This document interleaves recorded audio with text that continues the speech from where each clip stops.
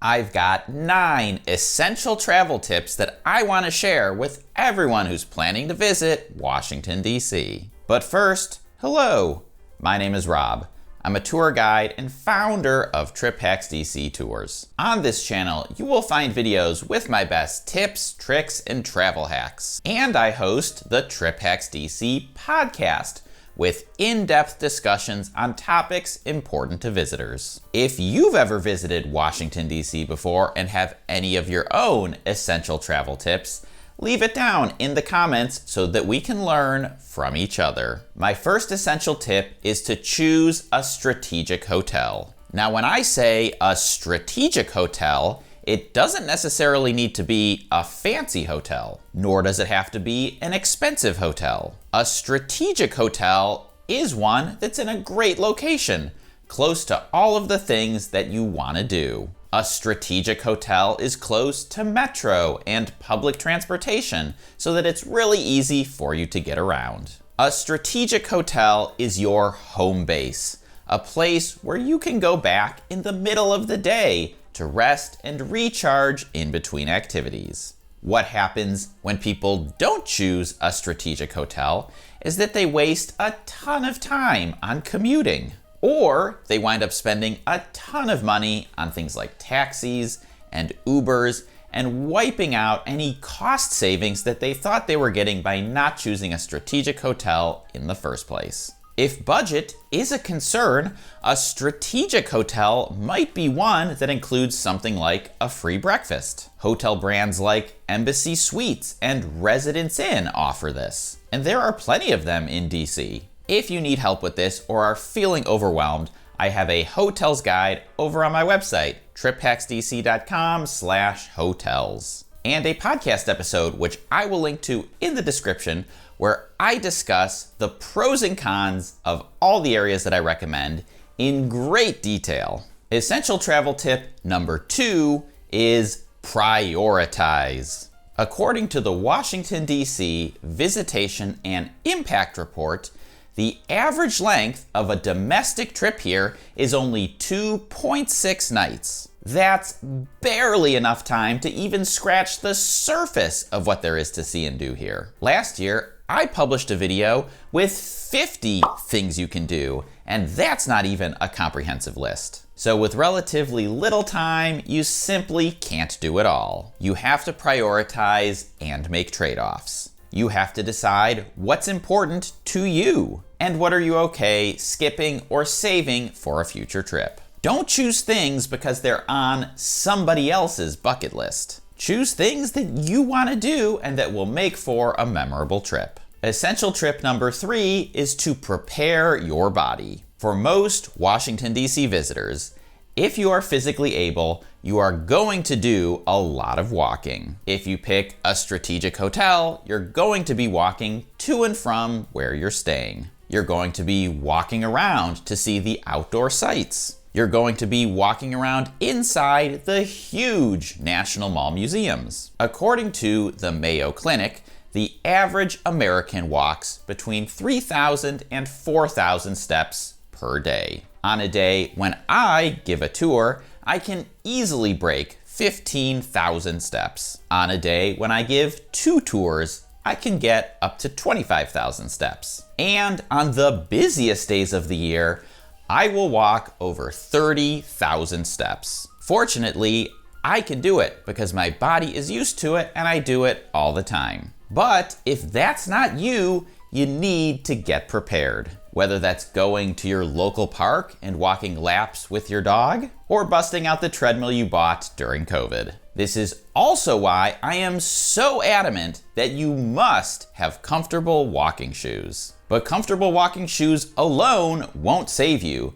You need to break them in and start getting used to them before you depart for your trip. Essential tip number 4 is to know your transportation options. One of my most strongly held beliefs as a tour guide is that Washington, D.C. tourists should not be driving around in cars. I know that for a lot of visitors, especially Americans, driving is literally the only transportation option that they know. But driving around here is stressful, frustrating, and unpleasant. If anything, trying to do it will only make your trip worse. The good news is DC has plenty of transportation options. I personally get around primarily on foot, on bike, on metro, and on bus. And even though I rarely use them, it is very good to know that a taxi or an Uber is easy to call if I need one. I know metro can be a little intimidating for first-time visitors,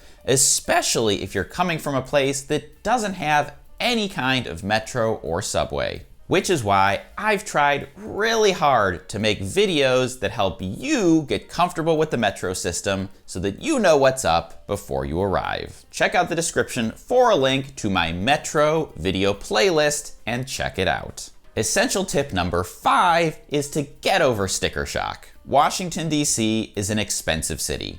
It just is. Now, exactly how severe your sticker shock is going to be depends heavily on where you live and what you're used to. But being mad about the price of things here isn't going to make them go down. It's just going to make you grumpy. The place where most visitors will likely have sticker shock is at restaurants, especially if you're thinking of ordering alcohol. One thing you can do to alleviate this a bit is think about the types of restaurants you might want to visit and look at their menus before your trip. Then create a budget and give yourself about 25% extra buffer. And if you wind up being a little bit under budget, even if you've still spent a lot, it doesn't feel nearly as bad. Psychologically, little tricks like this can actually really help reduce the stress that comes from sticker shock. Essential tip number 6 is to know exactly which tourist sites require tickets or reservations. This one is especially important if you're planning to come here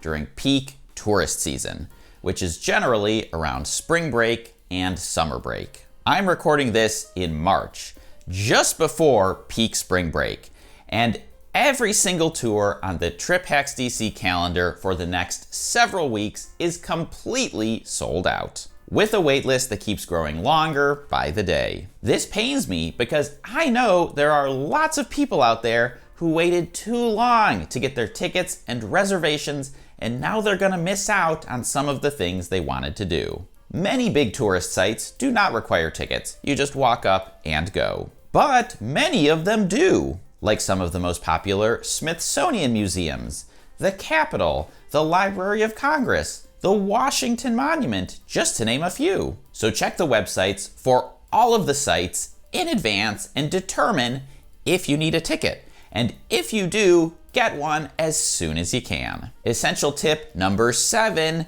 is to take tours. And I know this one might sound a little self-serving because I am a tour guide. But you know what? I don't even care if you take one of my tours. I rounded up a bunch of other great local tour companies and posted that list over at triphacksdc.com/local tours. I have no financial incentive to recommend any of them. These are all companies that are locally owned by people that I personally know and that I trust will show you a great time. When I travel, I personally sign up for a ton of tours because I know they're the best way to experience a new place. And I know it is very possible to visit many Washington, D.C. tourist sites with no tour guide. But just because I can cook food at home in my own kitchen doesn't make me a chef.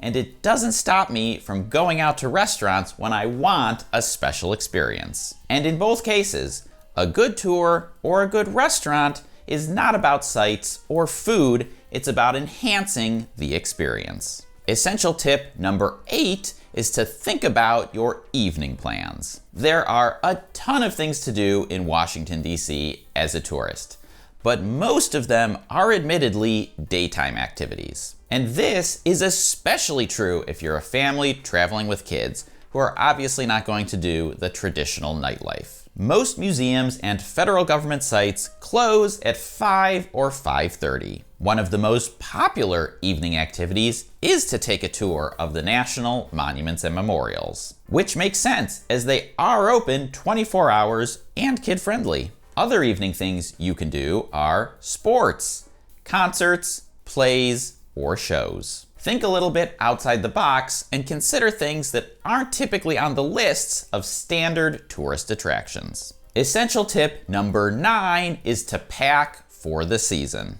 While there are some things that I think should be in your suitcase no matter the time of year, like comfortable walking shoes, depending on what month you're going to be here, you need to pack for the season. Visiting Washington, D.C. in the winter is very different than coming here in the summer, and what you packed should reflect that. The good news for you is that I have an entire video where I go through what to pack and what I wear in all 4 seasons. And I think you should go ahead and click or tap right over here and watch that now. Enjoy your trip.